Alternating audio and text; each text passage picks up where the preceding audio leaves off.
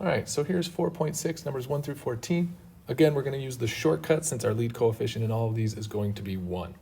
Now, I see that I've got a positive final term, a negative middle term, so that means I need to use a double negative. But what's probably easier to remember is that I know I need -8 and -1 because -8 times -1 multiplies to be 8, but they add up to be -9. 2, I know I need +7 and +2, not only because 14 is positive and 9 is positive, but also I know that they're both positive because 7 plus 2 will be 9. 3, I see this double negative situation again. Since my last term is positive, my middle term is negative. I know that I need -9 and -2 because not only do they multiply to be 18, they add up to be -11.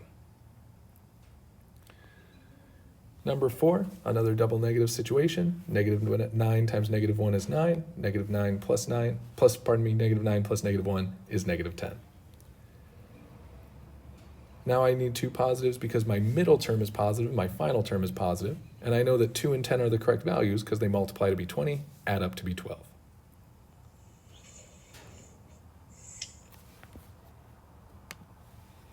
Number 6, I see I need my -3 and my -2 because they multiply to be 6, but add up to be -5. Now, number 7, we're going to see is relatively prime, and I know that it's relatively prime because even though I could use -9, I could use -9 plus 1 to get -8. -9 times 1 does not equal +9. So I know that this polynomial is relatively prime. Number 8, a lot of different things multiply together to be 24, but I know it's -6 and -4 because they get me +24, and when I add them together, I get -10.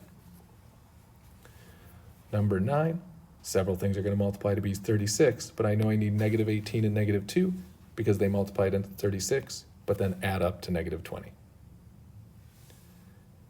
Now, 10 is another problem that's going to be relatively prime.